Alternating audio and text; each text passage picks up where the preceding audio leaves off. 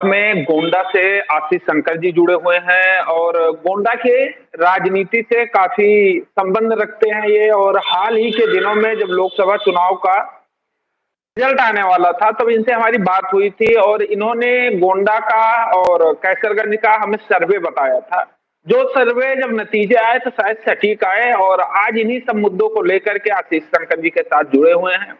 आज इनसे कुछ जानकारी लेंगे जो शायद दिलचस्प जानकारी होगी। और जो खास मुद्दा है आज का वो ये है कि ब्रजभूषण शरण सिंह गोंडा कैसरगंज तमाम आसपास के जगह पे कई जिला में ब्रजभूषण शरण सिंह का अच्छा खासा वर्चस्व था और अब वो धीरे धीरे कहीं ना कहीं कम हो रहा है। इस पर भी आशीष शंकर जी से बात करेंगे, उनका राय जानेंगे कि क्या कुछ है, क्योंकि वो गोंडा से हैं, गोंडा से खासा ताल्लुक रखते हैं, राजनीति से भी, शिक्षा से जुड़े मुद्दों पे भी। आशीष शंकर जी, सबसे पहले तो आपका स्वागत है। जी सर, बहुत बहुत धन्यवाद सर। गोंडा के राजनीति में आपने जो आंकड़े हमें दिए थे चुनाव के दौरान, वो आंकड़े सही आए। जो आपने अपने अनुसार निकाल के दिया था, एग्जिट पोल बताया था कि हाँ गोंडा में कैसरगंज की राजनीति में ऐसा ऐसा होने वाला है, तो वो आंकड़े कहीं ना कहीं सही आए। और आज इन्हीं सब चीजों को लेकर आपके साथ में जुड़े हैं और हम पूछ रहे हैं कि हमारे जो दर्शक हैं जो हमसे जुड़े हुए हैं, जो गोंडा के लोग, कैसरगंज के लोग जुड़े हुए हैं, वो आपकी भी कुछ बातें सुने, आपकी राय जाने और गोंडा के और कैसरगंज के राजनीति में क्या कुछ हो रहा है और आने वाले समय में क्या कुछ संकेत मिल रहे हैं होने के लिए, इसके लिए भी आपसे आज कुछ जानकारी लेंगे। सबसे पहले तो ये जानना चाहेंगे कि अभी हाल ही में कीर्तिवर्धन सिंह को, राजा भैया को मंत्री बनाया गया। ब्रजभूषण शरण सिंह को लंबा इंतजार ब्रजभूषण शरण सिंह ने किया और आखिरकार ब्रजभूषण शरण सिंह को टिकट भी नहीं मिला। तो इन सब के पीछे आपको क्या लग रहा है, क्या हो सकता है, वजह क्या हो सकती है कि जिसके कारण ब्रजभूषण शरण सिंह को टिकट नहीं दिया गया और कीर्तिवर्धन सिंह, राजा भैया को मंत्री बना दिया गया? क्या लग रहा है, क्या कुछ हो रहा है बीजेपी के तरफ से सियासत में, गोंडा के, कैसरगंज के सियासत में? पहले तो सर बहुत बहुत धन्यवाद आपको, जो आपने अपने इस चैनल पे हमें समय दिया। और जैसे कि राजनीतिक बातें आपने रखी है तो जरूर अपना मत रखेंगे कि जैसे पहला प्रश्न आपका यही था कि टिकट क्यों नेताजी को नहीं मिला। हालांकि आज नहीं तो कल नेताजी की भी यह हार्दिक इच्छा जरूर थी कि अपने जीते जी और अपने जब तक हमारा वर्चस्व है तब तक हमारे दोनों बेटे राजनीति में अच्छे मुकाम पर पहुंच जाएं। लेकिन खासकर चूंकि जब जब से ये कुश्ती संघ को लेकर के विवाद शुरू हुआ है, महिलाओं ने अनेक प्रकार के आरोप प्रत्यारोप लगाए हैं। देश एक समय उबल पड़ा था इनको लेकर के, क्या सही था क्या गलत था, मामला कोर्ट में चल रहा है। वो जब कोर्ट निर्णय जो आएगा वो देखा जाएगा। उसको देख करके भारतीय जनता पार्टी, जो कि इस समय भारत की नहीं बल्कि देखा जाए तो बहुत बड़ी पार्टी है, विश्व स्तर की है, उसको भी कहीं ना कहीं आप लोगों को उत्तर देना पड़ता है, जब मीडिया वालों को उत्तर देना पड़ता है, जनता को उत्तर देना पड़ता है कि जब इतना विरोध हो रहा है तो आखिर क्या है कि आप उनका टिकट उनको क्यों देना चाहते हैं, क्या खास है। ये इस तमाम बातों को लेकर के चाह रही थी भारतीय जनता पार्टी, अपनी भी बचत चाह रही थी। हालांकि नेताजी के लिए कोई गलत नहीं हुआ, जो वो 2-4 साल बाद चाहते थे वो 2-4 साल पहले हो गया।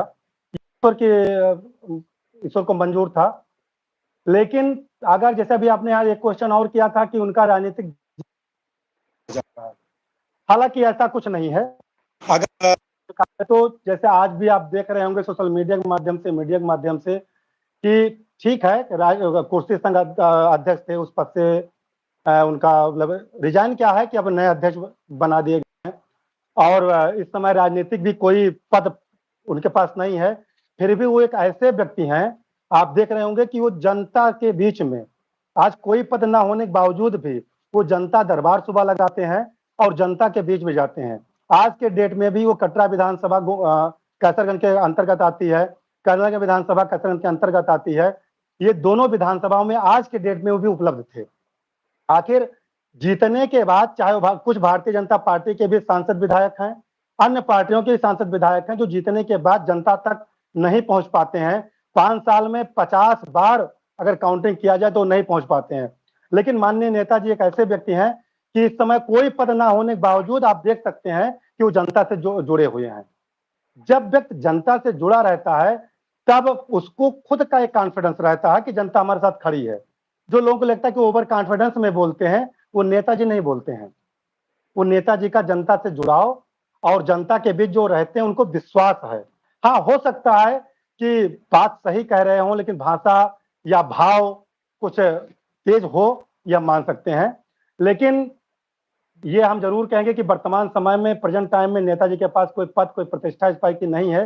हालाँकि व्यक्तिगत जो उन्होंने 30-40 सालों में जो कमाया है जनता के बीच, वो जनता का पावर तो है, लेकिन कोई राजनीतिक पावर, कोई ऐसे पावर व्यक्तिगत रूप में नहीं है। आपकी बात भी जायज़ है कि हो सकता है कोई पार्टी ये भी सोच रही हो कि इनको दरकिनार किया जाए। लेकिन इसके लिए तो हम आपके चैनल के माध्यम से ये भारतीय जनता पार्टी से भी निवेदन करना चाहते हैं कि उस व्यक्ति को दरकिनार कर देना या नज़रअंदाज करना जो जनता से जुड़ा हो, कहीं न कहीं नुकसान उठाने के लिए होगा, जो आपने विगत 2024 के लोकसभा चुनाव में देखा होगा उत्तर प्रदेश में खासकर। चाहे वो कहीं न कहीं मुख्यमंत्री जी को लेके रहा हो या नेताजी को लेके रहा हो या ऐसे बड़े-बड़े लीडर जो उत्तर प्रदेश के थे जिनको भारतीय जनता पार्टी के शीर्ष नेतृत्व ने कहीं न कहीं नज़रअंदाज किया। उनके अनुसार टिकट या जो भी चीज़ रहा हो, नहीं कह उस पे टिप्पणी करते हैं, लेकिन उसका कहीं न कहीं खामियाजा भुगतना पड़ा।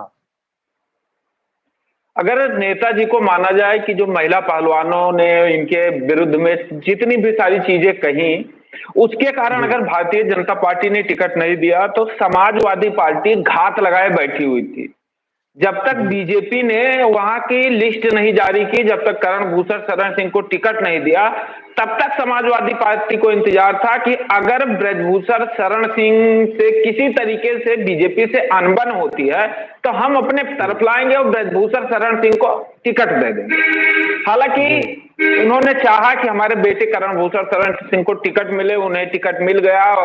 नेताजी का कोई बयान नहीं आया, लेकिन अभी भी जो हमें जी, जानकारी मिली वो ये मिली कि अभी भी Samajwadi party, Congress party, Bahujan Samajwadi party ये सब इंतजार कर रहे हैं कि किसी तरीके से कोई ऐसा कारण आए कि जिसके कारण नेताजी ब्रजभूषण शरण जी जो है उनसे बीजेपी से थोड़ी दूरी बने और हमारे तरफ वो आए, क्योंकि वो अगर ब्रजभूषण शरण सिंह किसी बीजेपी को छोड़कर किसी भी पार्टी में चले जाते हैं तो अगर सारी सीटें जो विधानसभा की जो चुनाव आने वाला है, जो चुनाव होगा, उसमें अगर सारी सीटें समाजवादी पार्टी या कांग्रेस को जिता नहीं पाएंगे तो कहानी तो गड़बड़ कर देंगे बीजेपी की। ये सारी चीजें तो कंफर्म है। जी, जी, जी। नहीं, सही तो कह रहे हैं इस पे सर एक चीज़ जी, जी जी, जी जी, बताएँ। नहीं, सही कह रहे हैं, बात भी आपकी जायज़ है। देखिए, नेताजी ने जो 30-35 साल का उनका राजनीतिक करियर रहा है, वो जनता के बीच में जुड़ाव उनका रहा है, तो जनता का जनबल तो उनके साथ है। इसलिए पहला कारण तो ये है कि चाहे वो बीएसपी हो, चाहे एसपी हो, जो भी चाहे वो कांग्रेस हो, जो भी पार्टियाँ हैं, वो पार्टियाँ चाहती हैं कि नेताजी का इधर देवीपाटन मंडल में, बस्ती मंडल में, फैजाबाद मंडल में, हर विधानसभा सीट पे कहीं न कहीं उनका इंटरफियर है, जो जी लीगल चीज़ है, जो जनता के द्वारा देखने को मिलता है। तो अगर इनको अपनी तरफ खींच लाएँगे तो कहीं न कहीं कुछ सीटें हमारे पक्ष में भी हो जाएँगी और कुछ सीटें कहीं न कहीं डिसबैलेंस हो सकती हैं भाजपा की। ये बातें जी हैं। अच्छा आशा सर क्यों लगा रहे हैं? उसका कारण ये है कि बचपन से जब से राजनीतिक जीवन नेताजी ने स्टार्ट किया है सर, तब से आपको बताएँ कि इनका किसी भी पार्टी से या किसी भी राजनीतिक व्यक्ति जो भी व्यक्ति रहे हों, उनसे बहुत ज़्यादा जो ये कहते हैं कि व्यक्तिगत इंटेंसी लेना, दुश्मनी लेना, ऐसा कुछ करियर इनका नहीं रहा है। चाहे समाजवादी पार्टी के लीडर्स रहे हों, श्री मुलायम सिंह यादव जी से शुरू हुआ है, अखिलेश यादव जी से शुरू हुआ है, उसपे शिवपाल जी हैं, आजम खां जी हैं, चाहे वो हिंदू लीडर रहे हों या मुस्लिम लीडर रहे हों, चाहे बहन जी रहे हों या बहुत पहले की बात है जब 2004 के बाद की बात है, कांग्रेस की सरकार केंद्र में थी, उस समय भी कांग्रेस के भी अच्छे लीडर्स से इनका अच्छा संबंध था। तो कुल मिला के चूँकि नेताजी बहुत गरीबी स्तर से उठे थे, तो इनको हर व्यक्ति से के निकट जाना, उनसे संबंध बनाए रखना, ये नेताजी की एक बहुत बड़ी गुण था। जिस गुण की वजह से आपको याद होगा कि जब ये जेल में बंद थे, तो जो अटल जी की चिट्ठी गई थी, कोई राजा के लड़के नेताजी नहीं थे। कोई बहुत बड़े राजनीतिक परिवार के सदस्य नहीं थे। तो अगर कुछ नेताजी का, कुछ विश्वेश्वर शरण सिंह जी का अगर कुछ व्यक्तिगत संबंध या व्यक्तिगत पावर जनता के बीच नहीं रही होगी, तो एक प्रधानमंत्री एक जेल में चिट्ठी लिखता है एक नेता के लिए, तो कहीं न कहीं बहुत बड़ी बात है, उस स्तर का व्यक्ति। तो कहीं न कहीं हर लोगों से इनका भी, मुलायम सिंह यादव जी का जब देहांत हुआ था, तभी नेताजी पूरे परिवार के साथ खड़े थे, उनके घर पे गए थे। तो संबंध सबसे है। हालाँकि अगर देखा जाए तो एक बार ही नेताजी ने ऐसा किया है, और जो भी उनका राजनीतिक जीवन रहा है सर, वो पूरा उन्होंने भाजपा के लिए समर्पित रहे हैं, आज भी हैं। उनका आज भाजपा से ही उनका लड़का विधायक है, भाजपा से ही उनका दूसरा लड़का सांसद हो गया है, और वो भी आज भाजपा के लिए ही प्रचार कर रहे हैं। आज देखिए, मोदी जी के, योगी जी के योजनाओं को, उनके विचारों को जनता तक पहुँचाना, बूथ कार्यकर्ताओं का सम्मान करना जगह-जगह जा करके, तो कहीं न कहीं आज वो अच्छा, एक बात तो सर है ही, जो भी आपने कहा, इसको भी भाजपा के शीर्ष नेतृत्व को देखना चाहिए कि कोई पद ना होने के बावजूद अगर वो व्यक्ति जनता तक जाता है और भाजपा का प्रचार कर रहा है, तो क्या गलत है? कोई पद नहीं है इस समय। वही चीज तो समझ में नहीं आ रही है कि एक तरफ अब अगर कीर्तिवर्धन सिंह का और ब्रजभूषण शरण सिंह का अगर किया जाए, कैलकुलेशन किया जाए, तो कहीं ना कहीं ब्रजभूषण शरण सिंह आगे जाएंगे, क्योंकि कीर्तिवर्धन सिंह एक तो शांति और सरल स्वभाव के व्यक्ति हैं। वो ज्यादा बयानबाजी नहीं, ज्यादा मीडिया के सामने ज्यादा हेडलाइन नहीं बनना चाहते हैं। उन्हें मंत्री बना दिया गया। जी। और एक तरफ जहां ब्रजभूषण शरण सिंह का विधानसभा का चुनाव था, जहां तक मुझे याद है कि उसमें बीजेपी ने भी देखा था कि हाँ क्या चीज है ये, जी, उन्हें दरकिनार कर दिया गया। और इस वजह से कि हाँ महिला पहलवानों ने आरोप लगा दिया, या तमाम सारी जो भी चीजें रही हो, योगी जी के खिलाफ में भी ये बोले हैं। जब अगली बार शायद बाढ़ आई थी, तो उस समय इन्होंने कहा था कि उत्तर प्रदेश सरकार को हमने समझाया था, अगर पहले से ही थोड़ा सचेत हो जाते तो शायद आज जो स्थिति है ये ना होती। तो और भारतीय जनता पार्टी के एक बाबा तो कई हैं वैसे, लेकिन एक बाबा और बड़े खास हैं, बाबा रामदेव जी। उनके ऊपर, उनके प्रोडक्ट के ऊपर, पतंजलि के ऊपर तमाम तरीके से कि उनके पास कितनी गाय है, कहां से इतने सारे घी आ रहे हैं जो देश और विदेश में बिक रहे हैं, तो ब्रजभूषण शरण सिंह जी ने कई तरीके से सवाल खड़ा किया था। ये चीजें कहीं ना कहीं थोड़ा उस समय भी दिमाग में चल रहा था कि आने वाले समय में क्या कुछ होने वाला है, कुछ भी होगा पर बड़ा होगा। लिस्ट जारी की गई 1 2 3 4 करके, नाम नहीं, कहीं कोई मतलब नहीं, और उसके बाद भी ब्रजभूषण शरण सिंह टिकट ना मिलने के बावजूद प्रचार कर रहे थे। तो कहीं ना कहीं तो लग रहा था कि कुछ तो बड़ा होने वाला है। नहीं तो, जी सर, बिल्कुल सही आप जो कह रहे हैं, और बड़ा हुआ भी। अब आपको बता दें, दोनों अलग-अलग चीज़ें हैं। अभी हम कीर्तिवर्धन सिंह जी के ऊपर बात करेंगे। तो पहले यही बता दें कि नेताजी का ऐसे मुद्दों को उठाना, राजनीतिक जीवन जब से स्टार्ट किया तब से उनका एक प्रवृत्ति बन चुकी है। चाहे बाबा रामदेव जी के प्रोडक्ट पे उन्होंने उठाया, चाहे बांध पे उठाया, जो भी चीजें, चाहे बाढ़ पे उठाया, या और जो, जैसे अभी उन्होंने एक इस बात पे भी उठाया था कि कोई और विकल्प छांटा जाए, लेकिन किसी का अगर कोई घर गिरा देना, बुलडोजर चला देना, इस नीति के भी नेताजी विरोधी थे। उन्होंने अपने बयान में भी कहा है कि अगर सरकार चाहती है तो इसका कोई और विकल्प चुने, लेकिन सीधे किसी का घर गिरा देना ये उचित नहीं है। तो ऐसे मुद्दों को, या जो उनको समझ में आता है उसको उठाना, उनका एक तरीके से राजनीतिक जीवन की प्रवृत्ति बन चुकी है। उस पे हम क्या कहें।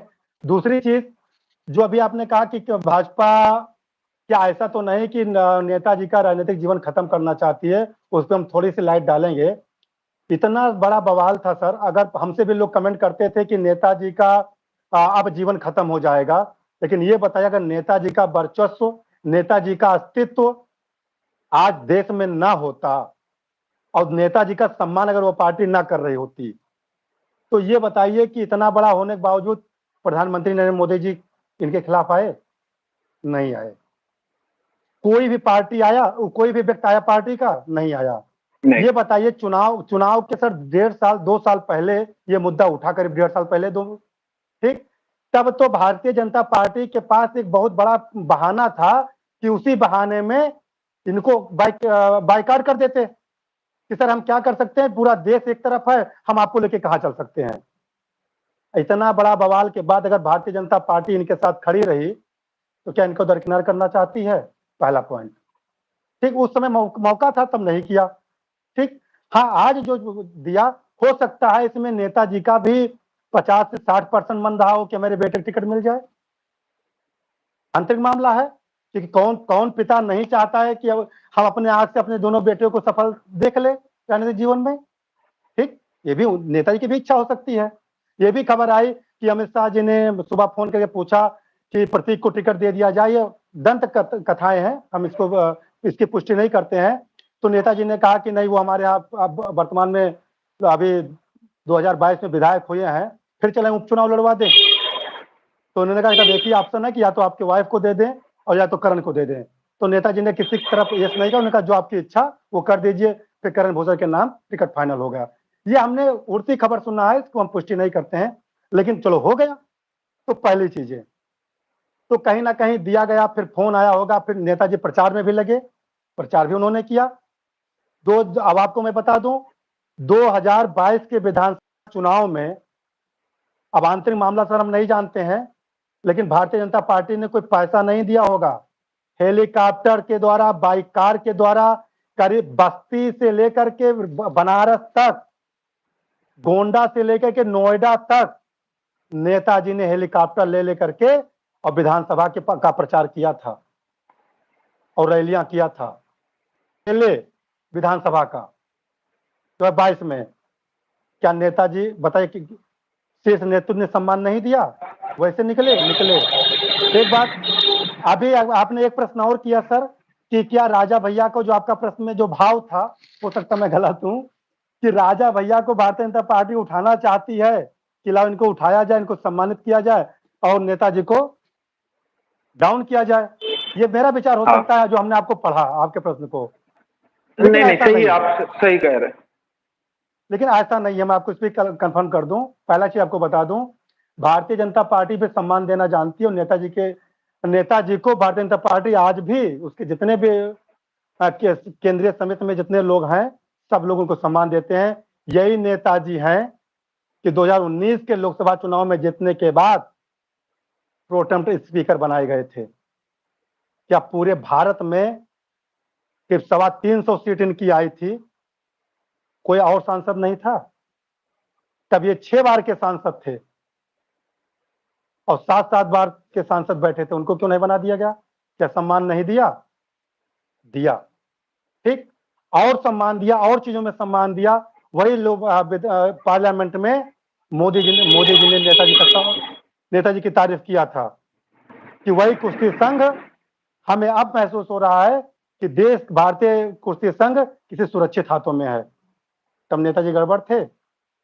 आज कुछ जो भी चीजें आई, कुछ नियम कानून बनाए गए जिसको लेकर के लोग तैयार नहीं थे, विवाद हुआ, वो विवाद इस तूल पे पकड़ लिया। इसका मैं एक उदाहरण और देना चाहता हूं, उसके बाद राजा साहब के मुद्दे पर चलते हैं सर।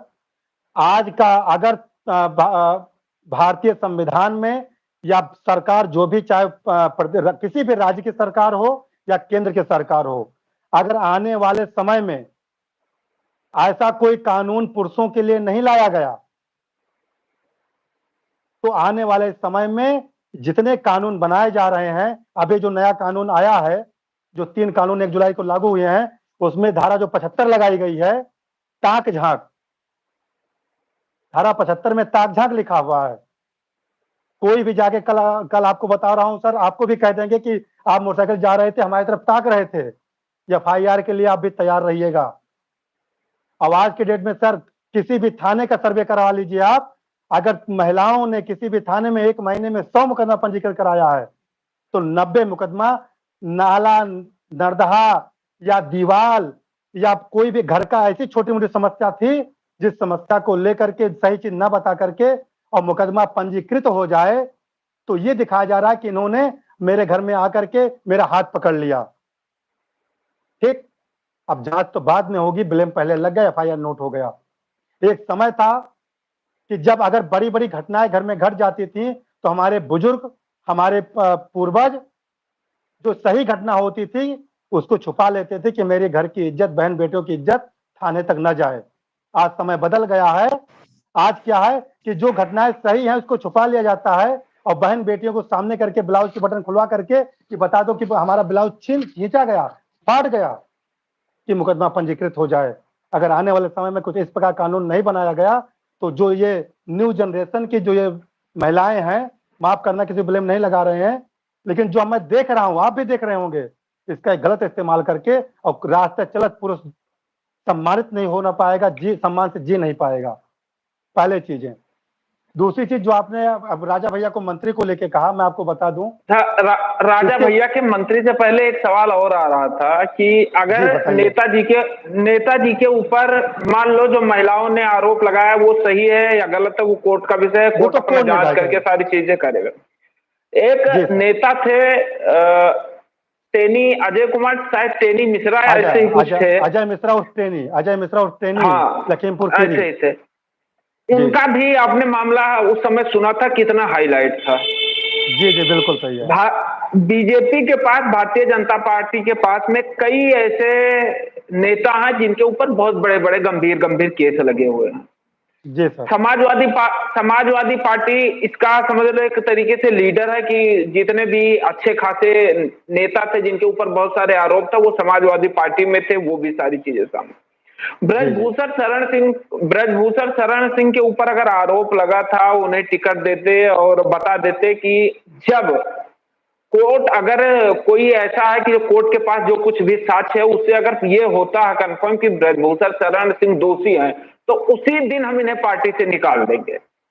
जी। अगर दोषी नहीं है तो हम इन्हें टिकट देंगे, ये जीतेंगे, सांसद बनाएंगे। तो क्या ऐसा पॉसिबल था भारतीय जनता पार्टी के लिए, या सीधा रास्ता था कि इन्हें दरकिनार करो और कोई नया चेहरा लाकर मैदान में अपना साफ सुथरी छवि दिखा दो? नहीं, बिल्कुल सही आपने कहा, ये बात सही भी है। हालांकि ये बातें भारतीय जनता पार्टी के शीर्ष नेतृत्व को आना भी चाहिए, सामने कहना भी चाहिए कैमरे के सामने। हालांकि इस बात को नेताजी ने कहा था कि यदि आरोप सिद्ध हो जाता है कोर्ट में और कोर्ट मेरे ऊपर आरोप सिद्ध कर देती है, आरोप सिद्ध करना और मुकदमा एक्सेप्ट करना दोनों में अंतर होता है सर। मुकदमा एक्सेप्ट होता है तो मुकदमा चलना शुरू होता है, जो अभी विगत हुआ। अब मुकदमा चलेगा, दोनों लोग अपना अपना पक्ष रखेंगे, फिर जाके बातें सिद्ध होगी कि ये चीज सही है कि गलत है। अगर दोष सिद्ध हो जाता है तो नेता ने कहा था कि हम सुसाइड कर लेंगे। अगर कॉन्फिडेंस ना होता तो आदमी क्यों कहता। इस बात सही है, सिर्फ नेतृत्व को भी आना चाहिए कि ये जांच का प्रकरण है। अगर जांच में बातें सिद्ध होती हैं, सत्य होती हैं, ये होता है तो इनको हम टिकट नहीं देंगे। लेकिन अगर ये जांच में दोषी नहीं पाए जाते हैं तो टिकट काटने का कोई बात सही नहीं है और टिकट काटना नहीं जाना चाहिए, वाजिब नहीं है। ये बात तो कहनी भी चाहिए, ये उचित भी थी, क्योंकि जो चीज नेताजी के साथ हुआ है वो किसी के साथ हो सकता है। जैसे बात आपको बताएं, जो अजय टेनी की बात आपने किया, अजय मिश्रा लखीमपुर खीरी के, मान लिया अगर वो तो मंत्री थे, गलती उनके लड़के ने किया था, आपने जाना, वहां पूरा बयान भी आया कि वहां कि उनके ऊपर एफआईआर भी हुआ, वो गिरफ्तार भी हुए, जेल भी गए, मुकदमा भी चला और आगे अभी इधर शायद रिहाई भी हो गई है। लेकिन अभी मुकदमा चल रहा है, रिहाई हुई है, जमानत हो गई है, मुकदमा चल रहा है। इसमें अजय का क्या दोष है? ठीक, हालांकि चुनाव लड़े, जनता ने उनको हार गए चुनाव, जनता ने उनको मतलब उत्तर दिया, वो अलग बात है। लेकिन अगर मान लिया लड़के ने गलत किया तो लड़का सजा भी पाया, कोर्ट से पाया, जांच हुई, दोषी पाए गए, जेल गए, सब कुछ हुआ। लेकिन अब जो बिना दोषी पाए अब गलती लड़का यहाँ लखीमपुर खीरी में कर रहा है, मंत्री जी दिल्ली में बैठे हैं और उससे मंत्री को वहां सस्पेंड कर दिया जाए, अब ये कहां से दोष हुआ भाई? जीता जागता सबूत हमारे पड़ोसी दिल्ली के मुख्यमंत्री अरविंद केजरीवाल जी हैं।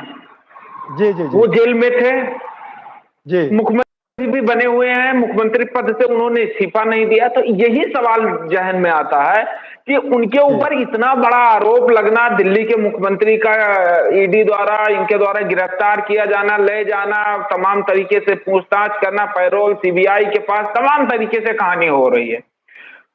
अभी भी वो ना अपने आप को दोषी मानते हैं, ना उनकी पार्टी कहती है कि वो दोषी हैं। वो कहते हैं कि जो कोर्ट से निर्णय जो कुछ भी आएगा उसका हम सम्मान करेंगे। ये चीजें ब्रजभूषण शरण सिंह के ऊपर सिर्फ आरोप लगा था। जो आज के समय में नया कानून बना है उसमें कोई भी जाकर किसी भी आम व्यक्ति के ऊपर एफआईआर करवा सकता है। लगा सकता। जी सर। सेम कहानी हुआ है ब्रजभूषण शरण सिंह के साथ में। महिलाओं ने जी तमाम, जैसे जैसे अगर किसी चीज की बात करें, महिला पहलवानों की बात कर ले, किसानों की बात कर ले, पंजाब हरियाणा ये 2-3 राज्य हैं जो इनमें सबसे आगे रहते हैं।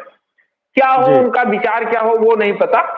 अब ब्रजभूषण शरण सिंह के ऊपर कोई आके आज, चलो ठीक है, कल आके कोई आदमी आकर या कोई महिला आके किसी नेता के खिलाफ में इस वो तरीके से हमारे कार्य आपके करना साथ। लगे, जी इस तरीके से कार्य करना शुरू कर दे, उन्हें कहते हैं कि हम टिकट नहीं देंगे, तो ये चीजें कहीं ना कहीं थोड़ा जो अपना मानसिकता है वो अलग दिशा में दिमाग खींच के ले जाता है कि कुछ अलग है। सिर्फ महिलाओं के आरोप लगाने के कारण ब्रजभूषण शरण सिंह को टिकट न देना, ये चीज कहीं ना कहीं पच नहीं रही है, हजम नहीं हो रही है। बिल्कुल सही है। नहीं, इसके ये भी बात आपकी सही है। इसमें दो ही कारण है कि हो सकता है इस पूरे प्रकरण में नेताजी का भी 60 से 70% उनका भी विचार रहा हो। पहली चीजें, क्योंकि सर अगर उन्हीं के घर घर में टिकट दे सकती है बीजेपी, तो टिकट उनको भी दे सकती थी। अगर उनके बेटे को टिकट दे सकती है बीजेपी, तो टिकट उनको भी मिल सकता था।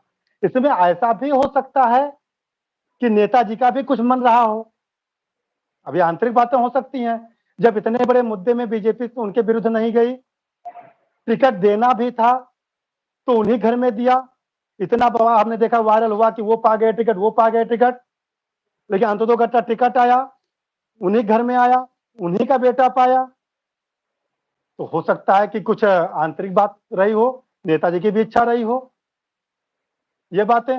या हो सकता है सर, जो हम इधर एक दो वीडियो हमने और अपने विचार रखे हैं, हो सकता है कि थोड़ा मामला और सब सही हो जाए, व्यवस्थित हो जाए, इनको राज्यसभा की तरफ ले जाना चाह रहे हो, या इनको संगठन में बहुत उच्च पद पे ले जाना चाहता हो। ये तो भाई वो लोग जाने। आने वाले समय में इनको उत्तर प्रदेश का बहुत बड़ा प्रभारी बनाया जा सकता है, या जो भी कुछ संगठन सोच सकती है।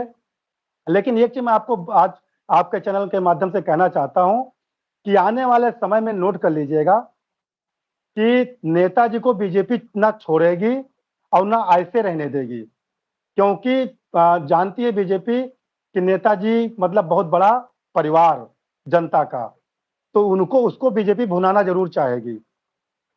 तो बहुत जल्द ही आपको खबर मिलेगी कि नेताजी बहुत उच्च पदों पर संगठन में या राज्यसभा में आपको सुशोभित होते हुए नजर आएंगे। ये आपके चैनल के माध्यम से कहता हूं। हमने बहुत पहले भी कहा था, तब हमारा आपका संपर्क नहीं था सर। जब हमें लोग कमेंट करते थे कि वो पहले सूची में नाम नहीं आया, दूसरे में नहीं नाम नहीं आया, तो हमने एक चैलेंज दिया था कि पहली दूसरी नहीं, उत्तर प्रदेश की 80 लोकसभा सीटों में जितनी भी सूची बननी वो बन जाए, अंतिम सूची में नाम आएगा। और ये भी जानिए, हो सकता, हमने कहा था ये भी जानिए कि नामांकन के 1 या 2 दिन पहले नाम आएगा। अब आएगा तो कहें कि नेताजी पाएंगे, हम कहें ये तो मैं गारंटी नहीं ले रहा हूं, लेकिन या तो नेताजी पाएंगे, या तो महिला सशक्तिकरण को, महिला उत्थान को देखते हुए उनकी वाइफ को दिया जा सकता है टिकट, या युवा को सामने लाने के लिए करण को मिल सकता है टिकट। ये उनके परिवार से बाहर नहीं जाएगा सर, और वो नेताजी हुआ। के बारे में बात करते करते हमें याद आ गए स्वामी प्रसाद मौर्य जी। जी स्वामी प्रसाद मौर्य जी जब सपा में थे तो उनकी जो बेटी थी वो बीजेपी में। जी ऐसा तो नहीं जी होने वाला है। मुझे तो लग रहा है, कुछ महसूस हो रहा है कि आने वाले समय में जब विधानसभा का चुनाव होगा, नेताजी कहीं बड़े खेल के चक्कर में तो नहीं बैठे हैं। नहीं, इसको तो नोट कर लीजिएगा। फिर मैं मिलूंगा, आपके चैनल पे आऊंगा, अब तो आता रहूंगा। लेकिन नेताजी वैसे नहीं कहते हैं। नहीं, 90%, 90% प्लस कह लीजिए, नेताजी बीजेपी नहीं छोड़ेंगे। ये मैं आपको आश्वस्त करता हूं, बिल्कुल 100% जानिए, बीजेपी नहीं छोड़ेंगे वो। 30 जब बीजेपी सरकार नहीं थी तब भी आपको बता दें कि एक बार ऐसा हुआ है जब ये सपा ज्वाइन किए थे। और क्या क्या जब ये 6 बार के सांसद रहे हैं तो 6 बार केंद्र में बीजेपी नहीं बनी है, ये भी आपको मालूम है। लेकिन उन्होंने बीजेपी नहीं छोड़ा है, एक बार केवल छोड़ा था, वो भी थोड़ी सी बात को लेके बस। तो बीजेपी से मान के चले कि 90% नहीं छोड़ेंगे। अब 10% क्या कंडीशन होगी, गारंटी हम भी भगवान नहीं है, वैसे लेकिन जो वैसे मौका भी बड़ा अच्छा बन रहा है कि एक बेटे को गोंडा से लड़ा दिया जाए, बाकी की बची जो 4-5 सीटें हैं वो खाली पड़ी हुई हैं। दूसरा जी अपना पहला जो है वो बदला जाए और किसी और सीट से जाकर चुनाव लड़ जाया जाए। एक बेटा, दो बेटे, एक सांसद, एक विधायक, एक पिताजी अलग जाके विधायक बन जाए। और इट इज अगर पॉसिबल। उत्तर प्रदेश में अगर ये समाजवादी पार्टी ज्वाइन करते हैं और अखिलेश की सरकार बनती है, तो आपको पता है कि अखिलेश यादव जैसे आज अयोध्या के सांसद को साथ लेकर चलते हैं, वैसे कहेंगे कि जो मर्जी आपका वो आप कर लो, आपके लिए सब कुछ फ्री है। तो कहीं नेताजी उस ऑफर में तो नहीं बैठे हैं कि समय आने दो, इंतजार करूंगा, क्योंकि नहीं, नेताजी ने लास्ट तक कहा था कि हुई है वही जो राम रच राखा। राम रच राखा। तो सही है। वही कहीं इशारा तो नहीं है? नहीं सर, ऐसा तो नहीं है, बिल्कुल इसको आप मान के आपके चैनल पे कह रहा हूं कि ऐसा 90% प्लस कह लीजिए नहीं होगा, क्योंकि वो भी बहुत बड़े राजनीतिक खिलाड़ी हैं। अब ये बात तो चैनल पे मैं आपके खुल के कह सकता हूँ, उसका रीजन भी बता दूं, नहीं कहना चाहिए लेकिन कह दे रहा हूँ। भाजपा होते करते सरकार फिर केंद्र में बन गई है, 29 तक भाजपा वहां रहेगी, कोई दिक्कत नहीं है। अब आगे क्या होगा भगवान जाने। योगी बाबा का भी उत्तर प्रदेश में इतनी गड़बड़ छवि नहीं है, जो मैं आपको बताऊं कि 27 में बहुत डिफीट खाएंगे।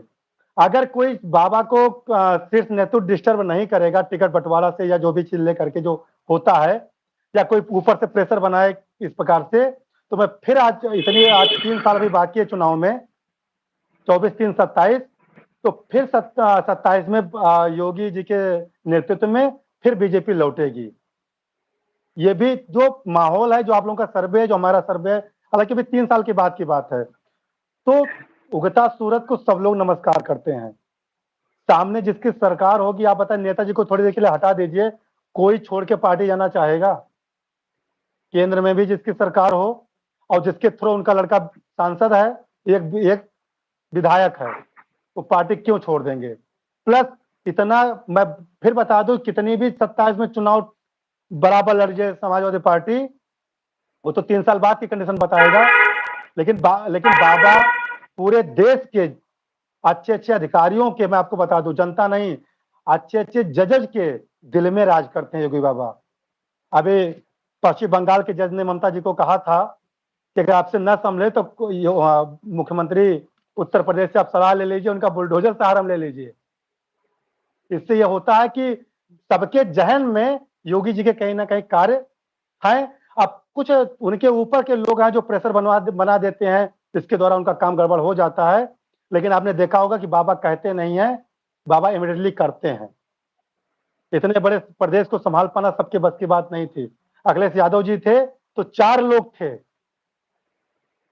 4 मुख्यमंत्री थे, आज बाबा अकेले हैं। हाँ, बहुत लोग मानते हैं, लेकिन वो जो कहता है तुरंत करता है, तो ऐसा होगा नहीं।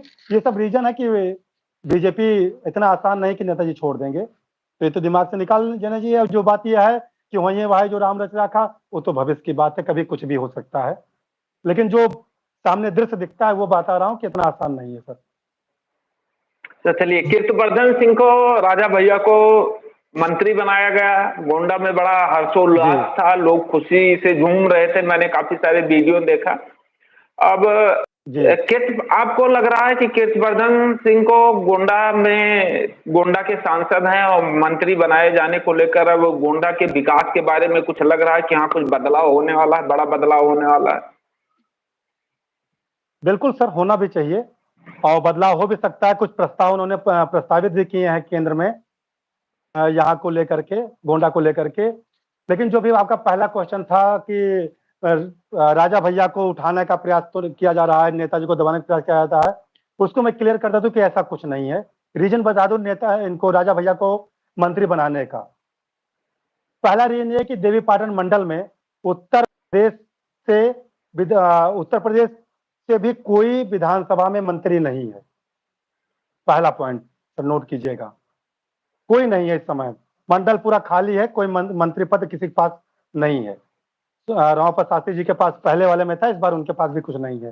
पहला पहला पॉइंट, जो ये लोकसभा चुनाव 22 का हुआ, सॉरी 24 का हुआ, और उत्तर प्रदेश की जो हार हुई, जो इस पे जो समीक्षा किया गया कि कुछ मंडल को दिया जाए, तो उस मंडल में अगर मंत्री शाही के मंत्री बनाया जाए कि उसे दिया जाए बड़ा पद, तो उसमें जो आपके मंडल में जो 4 सीटें थी, 4 में 1 तो हार गए। अब आज बता दूं, अगर श्रावस्ती की साकेत मिश्रा जी सीट जीते होते तो राजा साहब मंत्री न बनाए जाते, साकेत मिश्रा जी मंत्री होते केंद्र में, और देवपाटन मंडल को 1 मंत्री मिल जाता और राजा साहब बनाए न जाते। ना गोंडा की जनता जान रही थी, ना राजा साहब जान रहे थे कि मैं मंत्री बनाया जाऊंगा। ठीक, जो बनाया जाने का कारण बता रहा हूं। तो मंडल आपका क्लीन था। अब मंडल के जो जीत के लोकसभा के नेता लोग आए, उसमें पहला बार लोकसभा चुनाव लड़ रहे हैं श्री अक्षयलाल गौड़ जी के जो सांसद थे, उनके लड़के, ठीक, क्या नाम है, अरुण गौड़ जी। पहला, उनके पास अनुभव नहीं है, मंत्री बनने का कोई चांस नहीं था सर। कैसरगंज से करण भूषण चुनाव लड़े, पहला चुनाव था, अभी तक कोई एक्सपीरियंस नहीं है, मंत्री बनाने के अभी कोई चांसेस नहीं था। गोंडा से राजा भैया जीते थे, इनके पास लगातार 3 साल का यह अनुभव प्लस इसके पहले राजनीतिक अनुभव था, राजनीतिक परिवार था। इसके पहले इनके नेताजी, इनके पिताजी भी सपा से केंद्रीय कैबिनेट मंत्री थे, राजनीतिक परिवार था, एक्सपीरियंस था, पढ़े लिखे थे, देश दुनिया के बारे में जानते हैं, बाहर रह के भी पढ़े हैं, अनुभव है, उम्र से भी अनुभव है।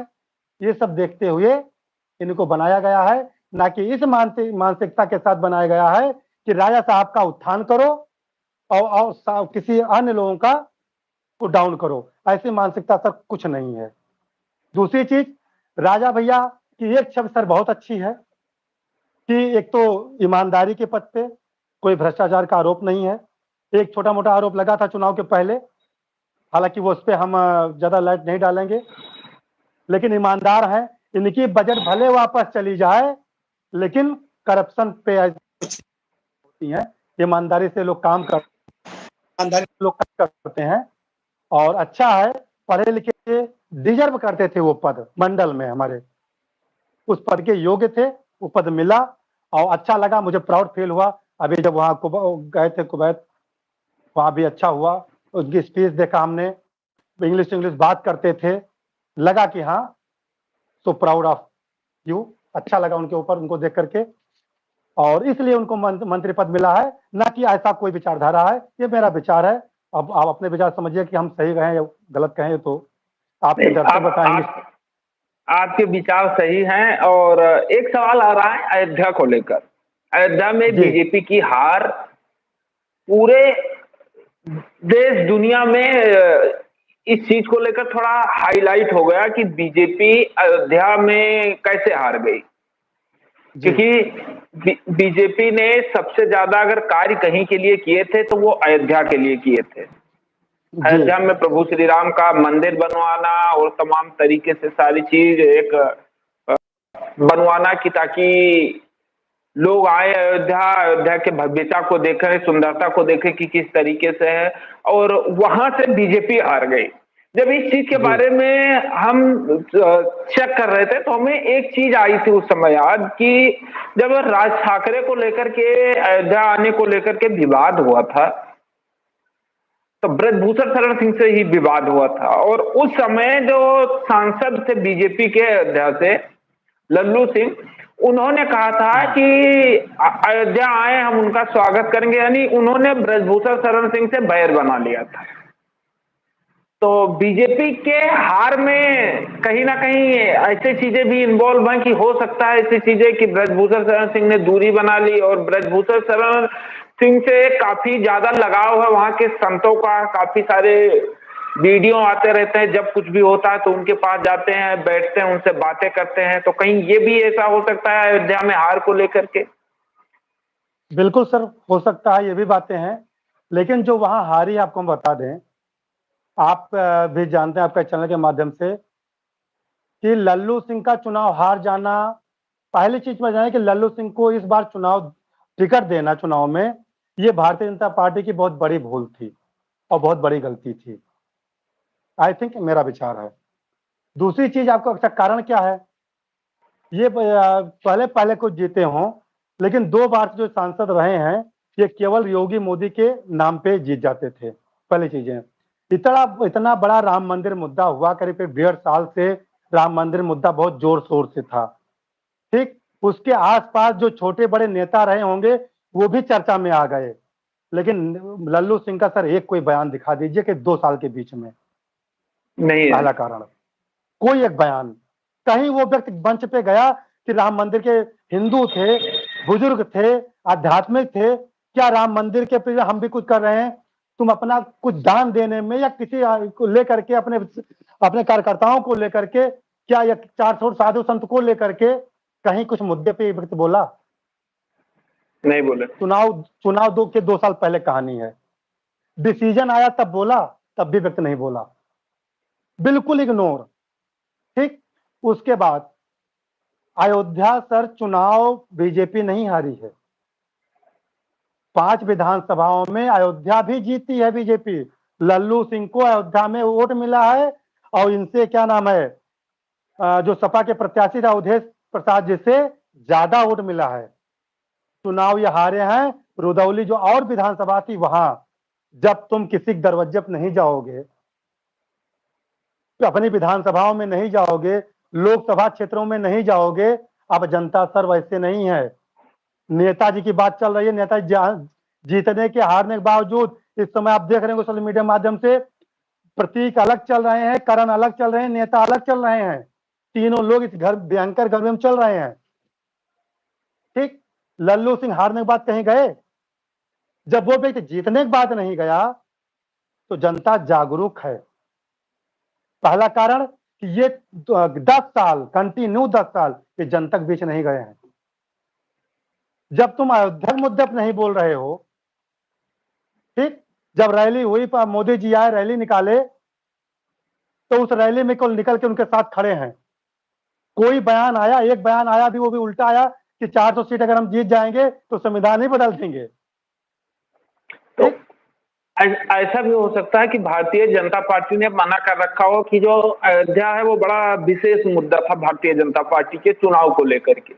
उन्हें पता जी था कि हम राम मंदिर बनवा रहे हैं और जो भी सनातन धर्म के होंगे, हिंदू होंगे, वो हमारे तरफ ही आएंगे, क्योंकि राम मंदिर काफी समय से बहुत बड़ा मुद्दा रहा है, लोगों की जी आस्था जी रही है। तो इसके जी कारण हो सकता है कि उन्हें मना कर रखे हो कि सांसद जी आप कम बोलिएगा। अच्छा, अगर ऐसा कुछ बात था तो कोई लल्लू सिंह का बहुत बड़ा एहसान भी बीजेपी के साथ में नहीं है ना। लल्लू सिंह एक ऐसे प्रत्याशी थे कि अपने आसपास किसी विधानसभा में कुछ इंटरफेयर करके 10 से 50 हजार वोट दिला सकते थे, बढ़िया ज्वलंत मुद्दा था और साधु संत की नगरी थी, किसी संत को लड़ा देते, लाके टिकट दे देते, क्या नहीं देना चाहिए था? संत की नगरी अब हो गई, मानी जाती है अयोध्या, किसी संत को लड़ा देते, किसी धार्मिक आदमी को लड़ा देते, कहीं से लगे लड़ा देते, होना चाहिए था नहीं होना चाहिए था? भाई हम संत लोग थे, बड़े बड़े, किसी शंकराचार्य को अगर कोई इस तरह टाइप का लोग आना चाहते, जो भी हम किसी के ऊपर कह रहे हैं बाय नेम, ये किसी बहुत संत लोग हैं जो चुनाव लड़ रहे हैं, लड़ना चाहते हैं, उनको लड़ा देते। हाँ, अयोध्या के राजू दास भी, जो राजू दास महाराज हैं, वो भी टिकट को लेकर के काफी ज्यादा बीजेपी के फेवर में उन्हें थे कि लड़ा मिल देते जाए शायद। हाँ, भारतीय जनता पार्टी ने उन्हें टिकट नहीं दिया था, क्योंकि संत की नगरी अयोध्या प्रचलित क्षेत्र हो चुका था इंटरनेशनल। अगर कोई साधु संत सांसद होता तो इस समय देश विदेश से लोग आते हैं, वो और व्यवस्था करेगा वहां, उसकी भगवान में और आस्था होगी। इनको तो इस बात दिमाग लगाना चाहिए था कि वो बुजुर्ग भी हो सके थे लल्लू सिंह, अब मौका था किसी संत को मौका देना चाहिए था, क्यों नहीं दिया भाई आपने? संत लोग नेताजी के संपर्क में थे, नेताजी दिल खोल के उनकी मदद करते, चुनाव लड़ाते और नेताजी चुनाव जिता लाते। भाई क्या मजबूरी थी भारतीय जनता पार्टी की कि लल्लू सिंह को टिकट देने के लिए? न देते ना। जब 10 साल से देख रहे हो, हर एक जो कोई एक गांव प्रधान हो जाता है, वो भी दरवाजे जब न्योता करे तो भी फोटो खींच के डालता है, क्या फला फला फला जगह गए। लल्लू सिंह की कोई पोस्ट बताइए विगत 10 सालों में, निकालिए उनके साइड से। यही कारण हो सकता है अयोध्या में हार का, या कुछ और कारण हो सकता है? नहीं, बेसिक तो अब जनता जागरूक है, बेसिक तो यही कारण है और छोटे-छोटे कई मुद्दे हो सकते हैं, लेकिन सर हम जनता बहुत जागरूक है, आप नहीं निकलोगे तो चुनाव नहीं जीतोगे। अच्छा, जब जब उपचुनाव होने वाला है, अब शायद जी, अगले महीने में ही अगस्त में उपचुनाव होने वाला है, जो विधानसभा वाला है। अब जी, सबसे बड़ा मुद्दा है कि जो चुनाव होने वाला है उसमें भारतीय जनता पार्टी को टोटल 10, उत्तर प्रदेश में टोटल 10 सीटों पर चुनाव होने वाला है। और जी, ये 10 सीट कहीं ना कहीं आने वाले समय में जब 2027 में 28 में जब चुनाव होगा तो उसके लिए सबसे बड़ा मुद्दा रहेगा, क्योंकि समाजवादी बिल्कुल सर। पार्टी अभी फॉर्म में चल रही है। उत्तर प्रदेश में जिस तरीके से जीत हुई है, ये शायद हमें और आपको नहीं बल्कि अखिलेश यादव को भी इतनी उम्मीद नहीं थी कि हाँ, हम बिल्कुल, उत्तर किसी को नहीं प्रदेश थी। में इतनी इतनी सीटें निकाल पाएंगे। अब जब से जी, सीटें निकली हैं तो कांग्रेस अपने तरफ से लगातार मेहनत कर रही है। जी, मैंने पहली बार, जब से मैं जानकार हुआ तब से पहली बार मैंने राहुल गांधी को फुल एक्शन में देखा, और अब उनके पार्टी के नेताओं को कहीं का भी ले लो, जी, हाथरस में हुआ, हाथरस में नेता पहुंच रहे हैं, खुद पहुंच रहे हैं, राहुल गांधी दिल्ली स्टेशन पे तमाम तरीके से जा करके लोगों से मिल रहे हैं। ये एक तरीके से एक नई अलख जगाने की तैयारी चल रही है। तो आने आने वाला जो चुनाव है, क्या लग रहा है कि कहीं ऐसा तो नहीं कि नेताजी को ही फिर वहां से कैंडिडेट बनाया जाए? नहीं, नहीं, नहीं, नहीं, नेताजी को विधानसभा कैंडिडेट तो नहीं बनाया जाएगा। पहली चीज़ जान लीजिए, विधानसभा कैंडिडेट नेताजी को नहीं बनाया जाएगा। ये हो सकता है कि उनको तब तक राज्यसभा में बैठा करके और दसों विधानसभा, या पहले ऐसे कहा था कि जो 10 विधानसभा है इसका इनको दायित्व दे दिया जाए कि इसको जोर शोर से लगिए, 50 इसको जिता लेके आइए और जिताने के बाद इनको हम राज्यसभा या कहीं ले जाएं। तो मैं आज आपको फिर बता रहा हूँ चैनल के माध्यम से, आज बता रहा हूँ, दसों विधानसभा इनको दे दीजिए, दे दें और सब लोग मुक्त हो जाएं। 10 में से कम 6 और 7 सीट निकाल के नेताजी अपने बल पे दे देंगे। लिख के ले लीजिए। हम आपको बताऊं सर कि नेताजी का, जो हम कई बार कह चुका हूं, इनका नेटवर्क सर बहुत जबरदस्त है। मतलब जो न चीज लगता है कि 30-35 साल की इनकी राजनीतिक जीवन हो चुका है, इनका नेटवर्क इतना जबरदस्त है कि कहीं कोई बात होती है, हर गांव में आप चले जाएंगे तो 2-3 आदमी उस गांव में इनके हैं जो उनके साथ लगे मिलेंगे। तो इसलिए मतलब कहीं भी है, इनका टीम है, कम से कम दसों हजार आदमी तो उनकी टीम में काम कर रहे हैं। तो कहीं इनको भेज दीजिए और मेहनत करने वाले हैं। हम तो चाहते हैं कि इसी 10 विधानसभा चुनाव में नेताजी को और चेक कर ले भाजपा पार्टी, दे दे इनको जिम्मेदारियां और बोल दे कि 10 में 6-7 चाहिए कम से कम हमें। 10 में 10 कहे, लेकिन अगर 10 में 6-7 भी जिता लेगा है तो 70% इनका रिजल्ट हो गया और जिता देंगे, आज बता दे रहा हूँ। क्या लेकिन चुनाव आपने से जो प्रश्न, पहले जी जी जी, बताइए। जो अभी आपने कहा कि ये जो 10 विधानसभा चुनाव है, ये एकदम सही है कि ये 10 विधानसभा चुनाव हार जीत जो होगा, ये 27 का कहीं ना कहीं ये दर्पण होगा। ये आपने सही कहा है और आशा करते हैं कि भारतीय जनता पार्टी उत्तर प्रदेश में 10 में 10 जीते, और नहीं तो बाबा जी की सरकार है, जो गलती लोकसभा में जनता ने किया है वो एहसास है। मैं अपना अनुभव बता रहा हूं कि आज फिर से लोकसभा चुनाव अयोध्या की सीट पे हो जाए, 70-30 पे चुनाव होगा आज के डेट में, से नोट कर लीजिए। लेकिन उसका कारण एक ये भी हो सकता है, लोगों ने एक बाइकआउट किया था कि अब प्रसाद जाना तो घर से लेकर जाना, अयोध्या में प्रसाद नहीं हाँ, खरीदेंगे। तो जो 10 रुपए अब ऑटो एहसास हो रिक्शा गया वाले जनता को को। देते थे, जो 10 रुपए, ये मजबूरी है ना। नहीं, वो नहीं, ये कहा गया ऐसा, लेकिन ऐसा कुछ नहीं है। हम भी उसके बाद चुनाव के बाद 2-3 बार जा चुके हैं, ऐसा कुछ नहीं है। जनता आती है, गर्मी में थोड़ा कुछ कम लोग हुआ संख्या, लोग आते हैं, ऐसा कुछ है नहीं। अभी भी देखिए कि मतलब भारत का मंदिरों का म्यूजियम, पूरे भारत का, अयोध्या में योगी जी बनवाने जा रहे हैं। जो धार्मिक चीजें हैं, मंदिर से, मस्जिद से, जो भी चीजें हैं, सबसे संबंधित चीजें, पूरे भारत का एक म्यूजियम बनने जा रहा है अयोध्या में। ये चुनाव के बाद घोषणा है।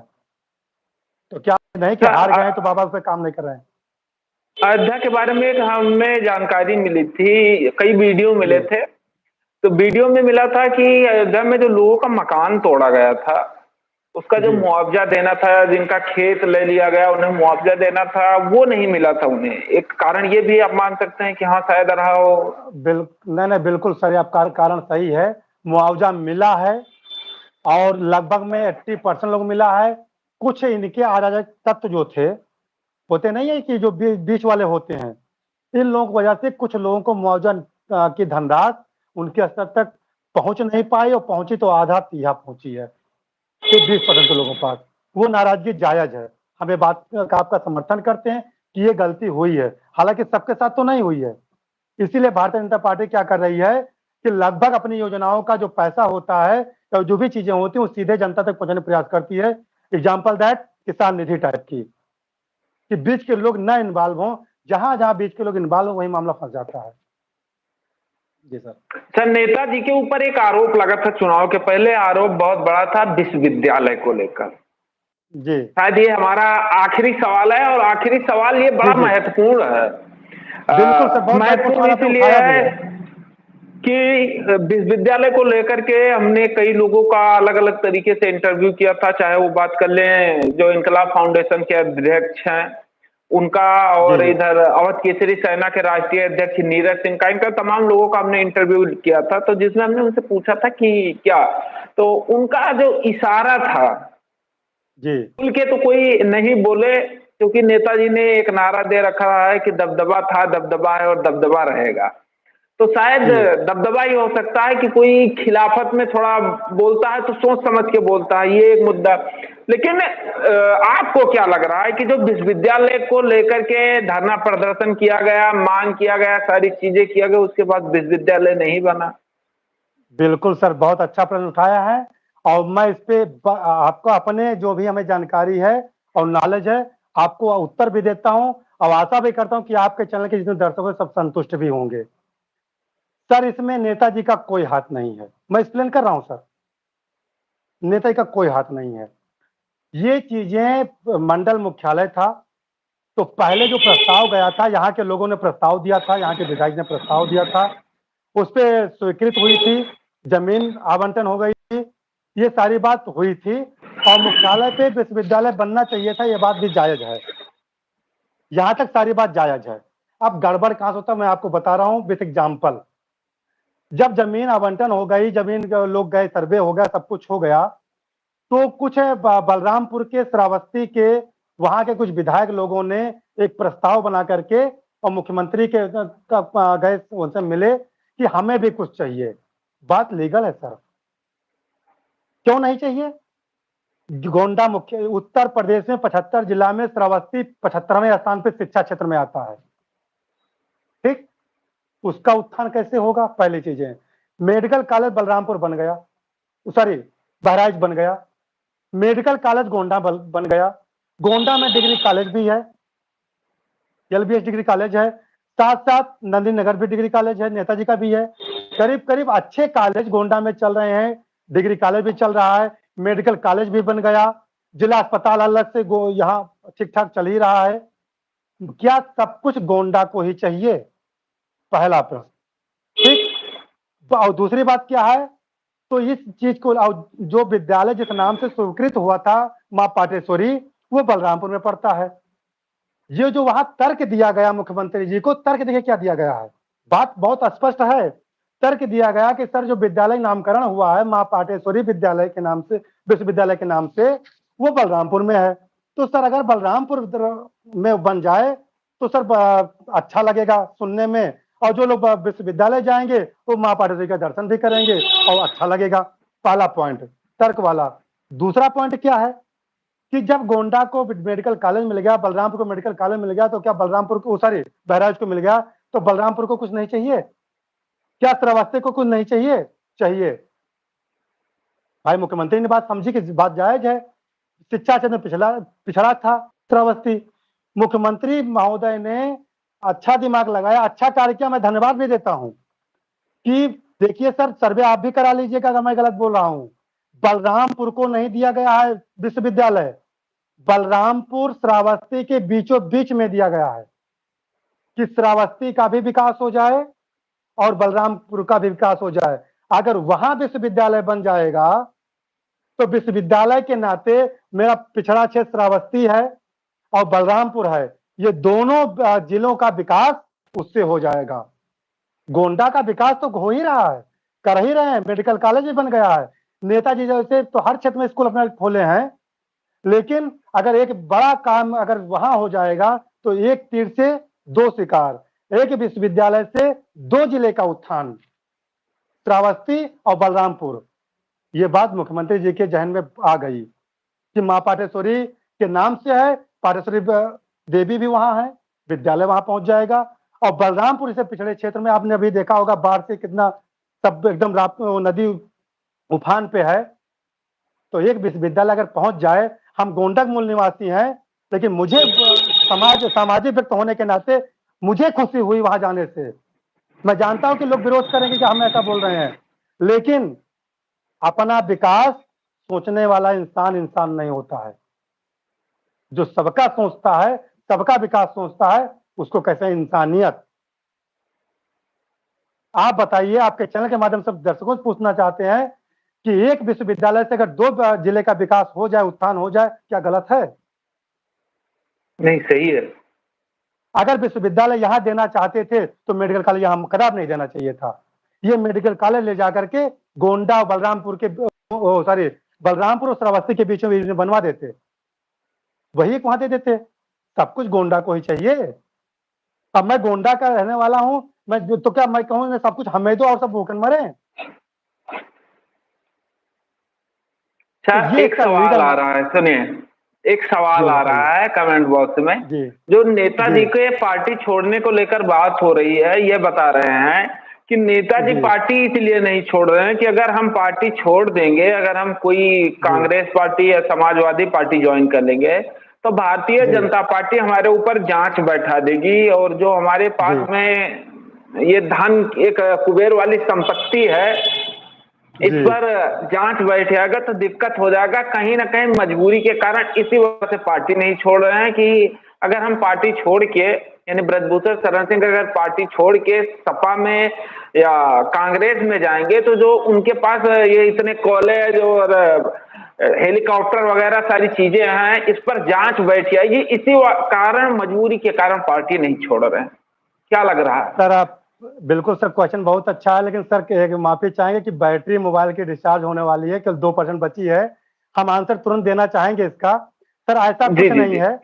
भारत सांसद जी 6 बार से सांसद रहे हैं, और आज अगर जी ये डर लग रहा है तो जब कांग्रेस जी की सरकार केंद्र में थी तब सर भारतीय जनता पार्टी छोड़ के कांग्रेस में चले जाते, हो सकता है मंत्री बनाए जा सकते थे, और वहां और इनका वर्चस्व होता। तो जब भारतीय जनता पार्टी से सांसद होने के बावजूद, भारतीय जनता पार्टी केंद्र में सरकार न होने के बावजूद इन्होंने भारतीय जनता पार्टी को नहीं छोड़ा, अब तो छोड़ने का मौका था, तो आज नहीं छोड़ेंगे। इस पर सर हम थोड़ा और व्याख्या डालते हैं, लेकिन सर बैटरी एकदम डिस्चार्ज हो गई है, और हम चलिए। आगे आपका भी इंतजार करेंगे। मिलेंगे सर, जब आप कहेंगे तब आपको मिलेंगे, समय देंगे। बहुत अच्छा लगा आपसे बात करके, और हम आशा बहुत बहुत करते हैं कि आप धन्यवाद ऐसे आपका। समाज का उठाएंगे। जी सर, बहुत बहुत धन्यवाद। जय हिंद।